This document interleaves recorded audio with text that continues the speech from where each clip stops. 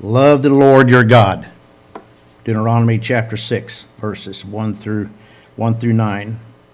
These are the commands, decrees, and laws the Lord your God directed me to teach you to observe in the land that you are crossing the Jordan to possess, so that you, your children, and their children after them may fear the Lord your God as long as you live, by keeping all of his decrees and commands that I give you, and so that you may enjoy long life.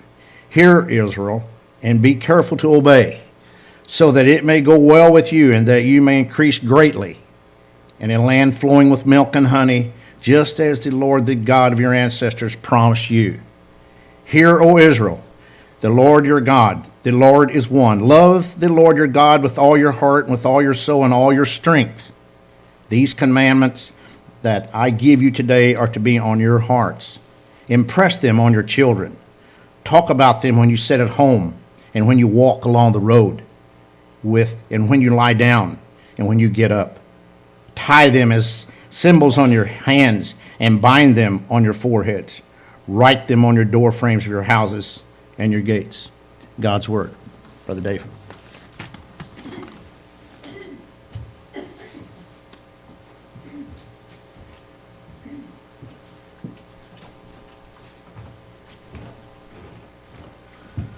Good morning. It's always good to be back at Westside. Before I begin, let me just again thank you for supporting Christian Campus House. For the few of you here who I do not know, I'm the director of Christian Campus House, and this month you're getting a lot of Christian Campus House preaching as we fill in your absence of a full-time preacher. But raise up your children. Teach your children well, Crosby, Stills, and Nash sang. This is one of the imperatives that maybe we have sometimes, reluctantly shied away from. It's not that we haven't tried, but at a given point it didn't seem to work. And so we kind of, maybe blame other people, maybe pass along to somebody else. What I'm doing today is something a little bit different. I usually preach pretty straight exegetical sermons, but Rick Patton and I have talked quite a bit about where youth are these days. We got a couple of them here, so hopefully I won't say anything that makes you guys unhappy. But we're going to talk about how we've gotten to where we are and how to respond, because this is the statement. Jesus said, here's the most important thing. You know, what's the most important commandment? Love the Lord your God with your heart, soul, mind, and strength. But if you go back to when that was originally given here in Deuteronomy, it says, and teach this to your children. It's not enough for us to know it. It's not enough for us to believe it. It's not enough for us to practice it. We got to pass it on. And the beginning of that part, here are the things you and your children need to know. I've spent my entire adult career working with university students, and I will say during that time they've moved from something more like young adults to something more like big children during those years. Things have really changed, and that's something I'm going to emphasize. Today I'm not at all trying to minimize the scriptural text, but in a sense you could say that the vast majority of today's message is about application. What do we do? We've got this mandate. Well, how do we do it? And for that matter, why is it so hard? We really do live in a different world. We really do live in a different age. Things are changing rapidly. It's not just technology that changes, so that some of us in here thought it was pretty cool when we had a black and white TV when we were a kid. And I do not window peep my neighbor at all. As a matter of fact, there's a patch of woods between me, my house and my neighbor's house, and I barely even know these neighbors because of this patch of woods. But last night when Joyce and I got home and I got out of the car and glanced over towards their house, they have a TV that is so big through the woods and apparently through some window facing my house, I can see their TV. We're probably nearly 100 yards away, but I can still see their TV glowing. Okay, times have changed, technology has changed, but culture has really changed. I apologize that some of the PowerPoints I'm going to be showing are going to be a little bit difficult to see. I initially put this material together actually for a workshop at Ozark Christian College for preachers and for other church leaders. But I figure everybody here is church leaders, and so I want you to be aware of this as well. It's one thing to say, these things aren't the way they used to be, and somehow write them off as saying, and that's just the way it is. But the world's always been changing. From the time of Jesus till now, it's been changing. And we've got to adapt with it in ways that enable us to communicate the gospel. There's only one plan God has for sharing the gospel with the world, and that's through us. And the number one messengers of that gospel to the people related to us is us. We can't hire somebody else to do it. We can't ask VeggieTales to do it. We can't ask some sort of moonbeam to come in. It's got to be us. So let's talk about this. Okay, did I turn this on? Am I live? Okay, let's turn that on. Okay, test, we got that. All right, technology, yeah. Kids these days, let's talk about this. As we read in this passage in Deuteronomy, children are really, really important to the Lord. But that's that is far from the only text that talks about this. Psalm 127:3 says, "Behold, children are a heritage from the Lord, the fruit of the womb a reward." Proverbs 22:6, we're all familiar with, I think, "Train up a child in the way she should go, and when they're old they will not depart from it." The Lord reproves him he loves as a father, the son in whom he delights. This idea of disciplining, of training, of raising up is a vital gospel imperative. Ephesians 6:4, fathers, applies to moms too. "Do not provoke your children to anger, but bring them up in the discipline and instruction of the Lord." And in a parallel passage, "Fathers, do not provoke your children, lest they become discouraged."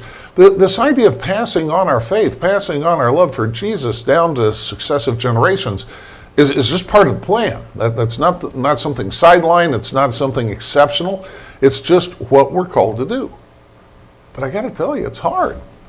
It's hard. Now, once upon a time, and I am of a particular age, and some of you are about that age, and some of you got a few more years, some of you got a few less years, but I'm going to describe, well, kind of the Mayberry view of life.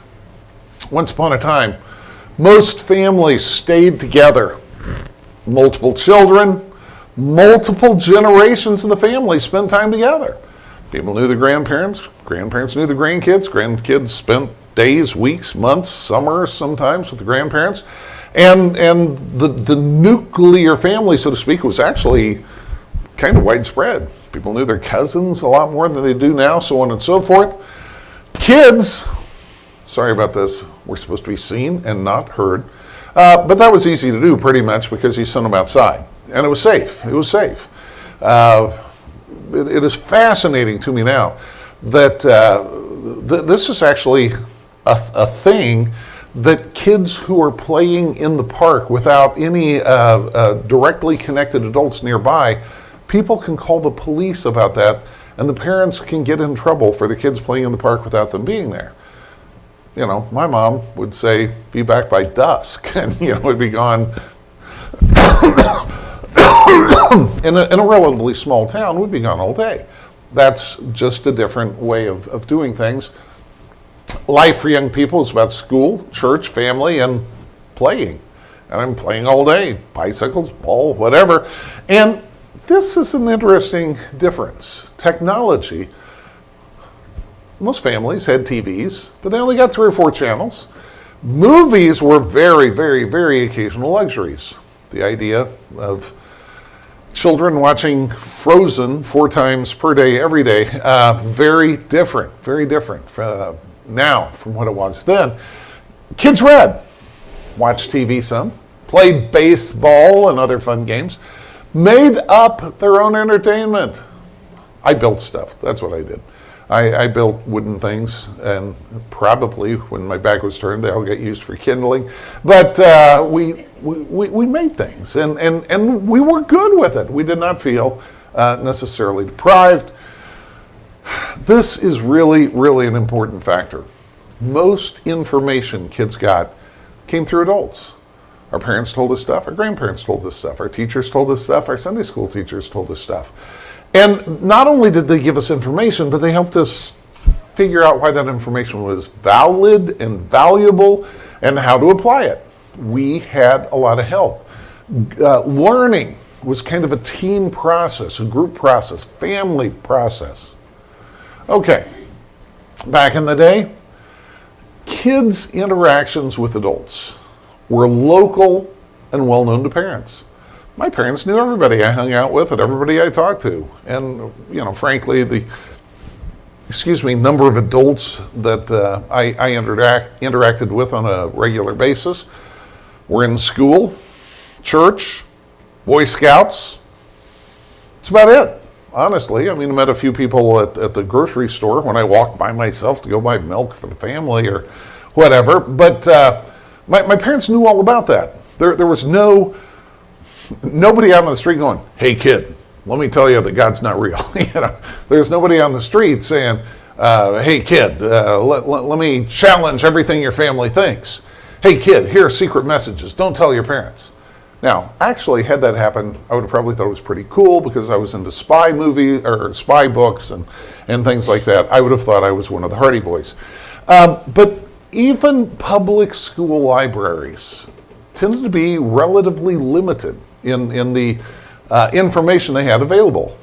I think I mentioned the Hardy Boys, and you could read Tom Sawyer and you could read all these classic books, but I don't think my school library had a bunch of stuff, criticizing the government or attacking God, whatever. I had limited access to outsider information. As I got older, some of that became more readily available, but also I knew who I needed to talk to about that stuff because those were the adults I trusted in my lives. They were the folks who kept me alive in various settings, and they were the people I trusted. So I went to them. My information was buffered, you might say. Main source of research was encyclopedias, like actual paper ones, and for families to buy encyclopedias was a major investment. And as a matter of fact, we still have ours, even though they're 40 years out of date, but they cost a lot of money. We aren't throwing them away. Most families got a local newspaper and pretty benign magazines, Ladies' Home Journal, Reader's Digest. The racy one sometimes was National Geographic. They had natives in there. I'm not going to say more. School books tended to be pretty generic. And in the small towns where I grew up, it was not at all uncommon, as we wrote our names in the inside of the book on little lists of names, it was not at all uncommon for people to say, "Hey, my older sister had the same book." And occasionally somebody would say, "My mom had the same book," because you didn't just turn over textbooks every time there's a change in government or whatever. And truth was regarded to be truth. You didn't need a new book about the American Revolution because, well, it happened a long time ago and they already wrote about that. These are big differences from the way things are now, as we will see. There are several theorists who talk about this concept called stages of faith. One of them has 21 different stages, and I can't remember 21 of anything. But John Westerhoff has 4 stages of faith. And yes, I'm moving away from scripture, moving into kind of psychology stuff here, but I think Westerhoff's on top of things. And I've examined this for many, many years. Westerhoff says when we are first born, whatever our families tell us, teach us, we just buy it. And he calls this experienced faith. We don't ask any questions. Our first words are not, "I don't think you're right, Mom," about the Bible. Or, "Dad, shouldn't we look at other options?" We don't. Just whatever our mom, dad, whoever's around, most caregiver, maybe it's grandparent, maybe it's a child care worker, whatever they tell us about reality, we just go with it. Experience. Same thing happens for atheists. Same thing happens for Hindus. Whatever they're born with, that's just it. A little later, you have a chance to join up, so to speak, for yourself. We in the Christian church emphasize learning the gospel. We challenge young people with the opportunity to accept that as their own. We believe that when people accept Christ and are baptized, that becomes their own faith. That happened for me at age 9. And I got to tell you, I honestly didn't know a lot about theology when I was 9. I honestly did not understand a whole lot about discipleship and God's call to evangelize the world. I just knew I wanted to be able to take communion. I knew that I was kind of tired of being just my parents' kid, and I wanted to be a real Christian. You know, I wanted to be a real part of the church. Well, that's that affiliation thing. That's not a bad thing. You know, you got to start there. But really, you're just kind of joining up. Now, almost immediately, in most cases, that you become an affiliate. And if you think of other religions, they do it too. I mean, other branches of Christianity, they do confirmation. If Jewish families do the bar mitzvah, bat mitzvah, when you're age 12. Even natives do a vision quest thing, usually when the kid's 12, 13, whatever. I mean, this is something that people recognize. There has to be a place where you move from just experiencing something to making it your own. But almost immediately after that, there's a stage called searching faith. Now, searching faith is when you start realizing, hey, wait, not everybody believes what I do. Hey, wait, what about these objections? Hey, wait, why did my grandma get cancer? Hey, wait, why did my friend die in that car accident? Hey, wait, I've got this friend who believes something really, really different, and I like them. But according to my church, you know, they're going to be separate from God when they die. Is that really fair? Is that really right? And for the first time, we have doubt kind of introduced into our brains. Now, doubt itself is not a bad thing. Doubt causes us, can cause us to dig and get answers. Doubt can cause us to say, so why is this true? And we follow through and we get answers and we say, oh, okay, now I know. Searching faith is an important part. And I think all of you in here probably have had those times in your lives where you've said, but what about this? And what about that? And if this is true, how can that be true? That's not a bad thing. In general, we're going to come to a point where we can see it as a bad thing. Westerhoff says, though, even though when you're at a certain age, like say a college student, you think searching faith, now I'm really mature because I'm questioning everything. Westerhoff says that's not where we're going to land up. Eventually, through life circumstances, through continuing research, continuing digging, we're going to come up with something that we believe. And we say, now I know where I stand. Now I know who God is and who I am. And I can relate to God. He can be my Lord. I can be his servant. And that's called owned faith. Now, those 4 stages, according to Westerhoff, and I agree with him, have always existed. They've morphed. He wrote this book, I believe, in the late 60s. Things have morphed since then. In previous generations, searching faith took place generally between about ages 13 and roughly age 22. And what often happened was that when people were in high school, they started asking questions, but they couldn't ask them out loud because then their parents would get on their cases. So they went off to college. When they went off to college, they questioned everything and they tried all sorts of stuff. But then towards the end of college, hey, back in the day, if you didn't get married or weren't at least engaged by the time you're getting out of college, then something's wrong with you and you may never get married. Indeed, even back in the 80s when I was doing campus ministry, the rumor was going around campus with among the women that if you were not at least engaged by the time you graduated from college, you were more likely to get hit by a meteorite than to ever get married. And so there was a lot of desperation, let me tell you. Wasn't true then, not true now. But basically, when you get married, there has historically been this tendency, and especially when you have kids, to say, okay, let's get our spiritual lives back together. Let's go back to church if we've left. Let's get more serious because we want our kids to be raised upright. Okay, that's how it used to be. But now, it starts much sooner. Largely through the influence of the internet or access to the internet, people are asking questions when they're younger. But also, you know what the average age of getting married now is in America? It's about 28. And people are often postponing having kids until later than that, say early 30s. And so you've got this searching faith, not that everybody goes through the same experience, but in many cases, it starts around age 10 and goes through age 35-ish. That's a lot of searching. That's a lot of time to find some really bad things. That's a lot of time to make some really bad choices that are going to stick with you for a long, long time. Is there anything we can do about this? Well, I think so. Let's get there. I'm going to kind of go through some of these things really quickly. You all know that in the last 40 years there have been huge changes. Many, many more families coming apart.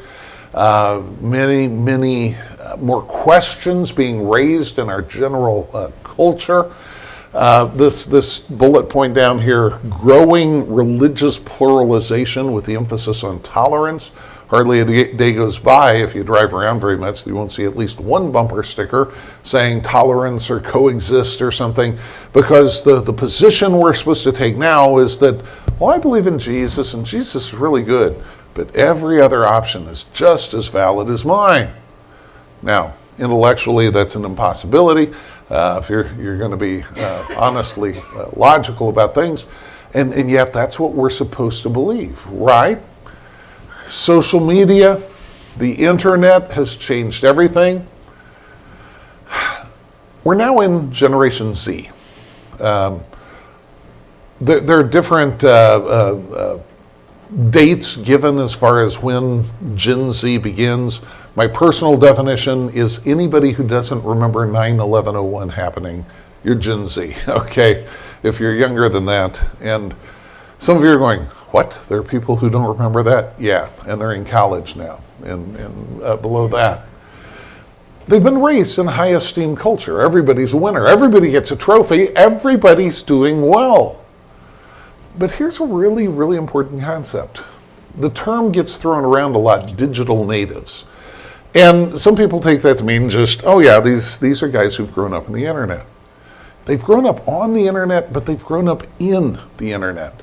One of the things we're finding about university students now is that they are more comfortable online than in any live setting at all. The internet's their hometown. That's where they hang out with people. That's where they know where to find things. And on campus, one of the biggest problems these days is getting students to come to class, because they'd far rather stay in the rooms, because when you stay in your room and your only exposure to the world is something that you have edited carefully online, well, it's like you got a buffer between you and the world. And when you go out into the real world, you're much more likely to get exposed. People might find out things about you you don't want them to know. The virtual world has become more important than the real world. Surveys have been done indicating that college students are more influenced by social media posts about things than their own experience. If people go to an event on campus, they often won't post anything on their social media about it until they read other people's posts, and then they will decide what they thought of it on the basis of other people's social media posts about an event they attended. What? It's all about image. It's all about maintaining this idea that I can't fail, that there's nothing wrong with me, that I should not even be contradicted in any way. A friend of mine named Tim Elmore has written a lot about Gen Z, and he says there are three things that young people have learned from the internet, and some older people too. The first is this: you can always get exactly what you want. Just keep clicking until you find exactly what you're looking for. Secondly, you can get it pretty much immediately. You know, even if you want to buy stuff, if you've got Amazon Prime, 2 days, and it's there, and it's there free. Now, think about education. First of all, you still have to take gen ed classes. You know, you can't just say, I'll take these 5 classes and then take my degree. No, you still got to jump through some hoops. Secondly, you can't do it overnight. It's not immediate. Thirdly, it is really, really, really not free, okay? But now, think about Jesus saying, if you want to follow me, you got to deny yourself. What? That's not what I want. I get trophies. I am wonderful. Follow me. That's a lifetime process that's not immediate. Take up your cross. Take up your cross. You know, that's also not what I want. That's not for free. It costs everything.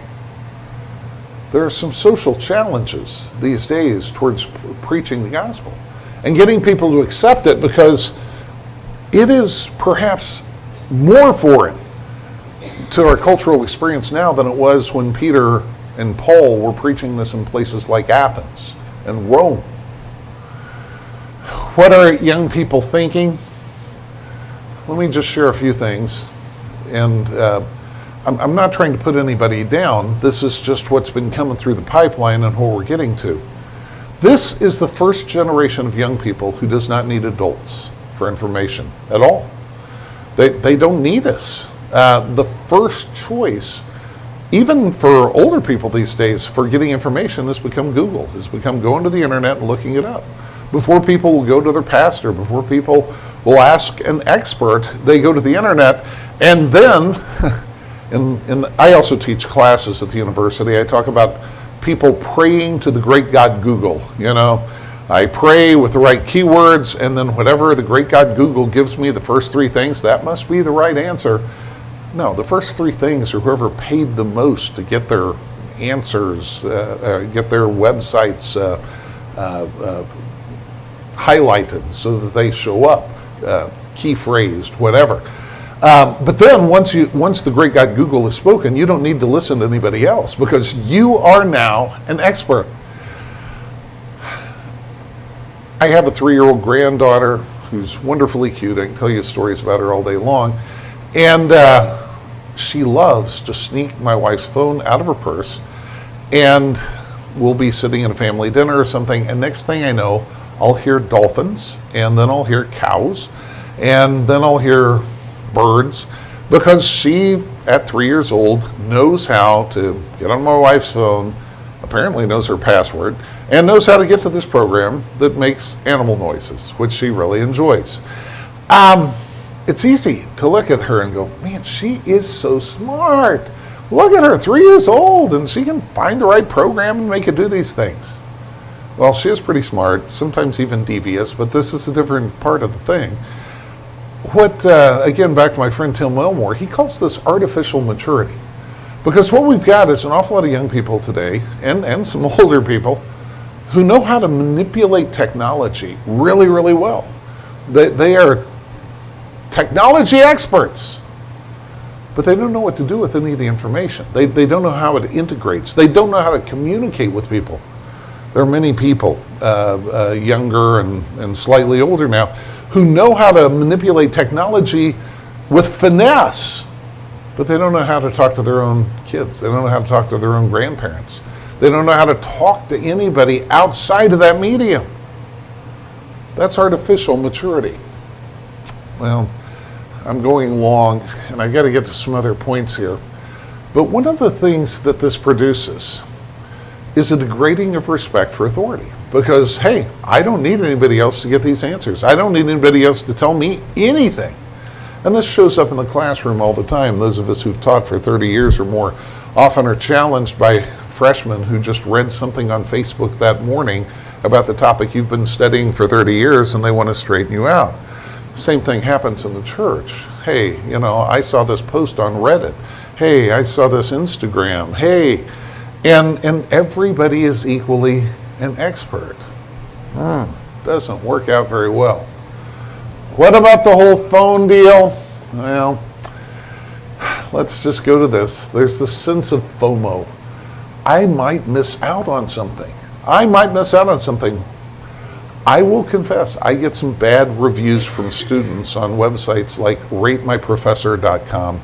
And one of the things I get burned on is because I don't let people text in class. I am taking away inalienable rights. I am a tyrant.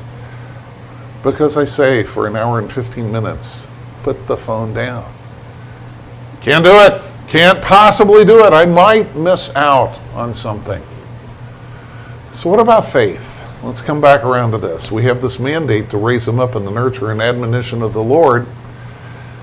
In previous generations, it was pretty hard to find people who believed all that differently. In my small towns, yeah, there were people who didn't practice their faith, but everybody had a generically Christian worldview. Well, these days, you can find anything you want. There's a satanic temple in Springfield. There are people in Springfield who claim to be druids. There are witches, and there are people who believe that UFOs have brought us information from other planets, stuff we need to know. You can get anything you want, and you don't have to meet up with them in a coffee shop. You can spend all your time online. That's your hometown, after all. You don't need your parents involved in the process. I used to call the university the most dangerous place in America. I've changed my tune now. I'm calling it the second most dangerous place in America, because I believe the internet is the most dangerous place.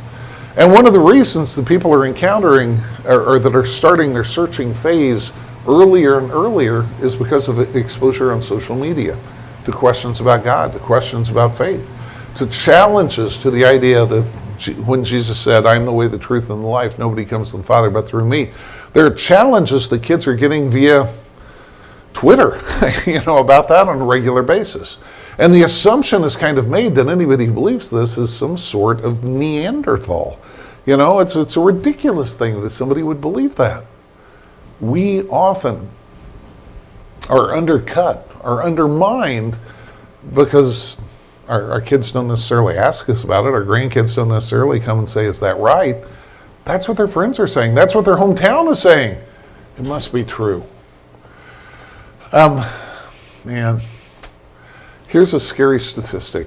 At this point, about 35% of Gen Z self-identifies as atheist, agnostic, or none.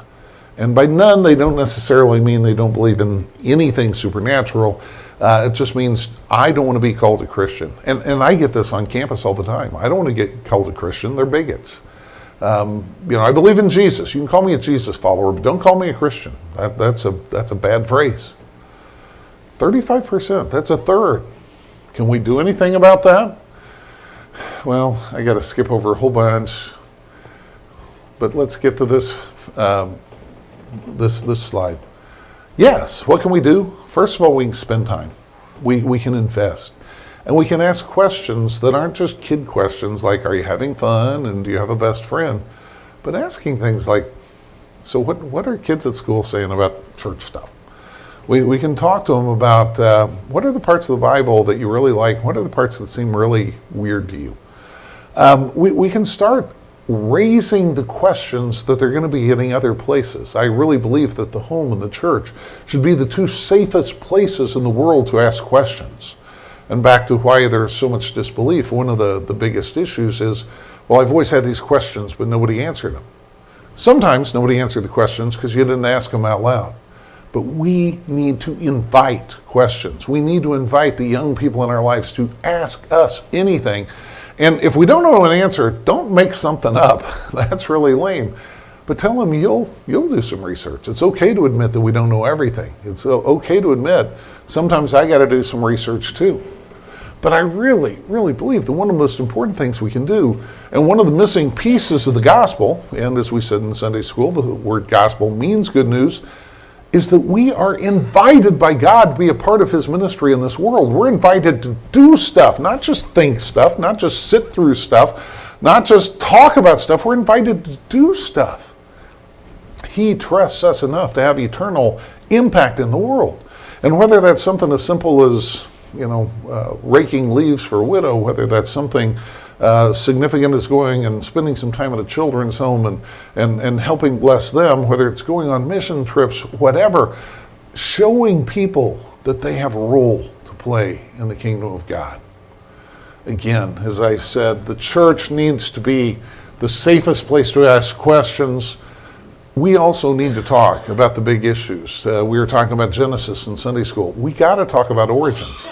because our kids are getting pounded in the classrooms of middle school, high school, college, that Bible stuff's not true. At Missouri State, there are professors who have openly in the classroom said,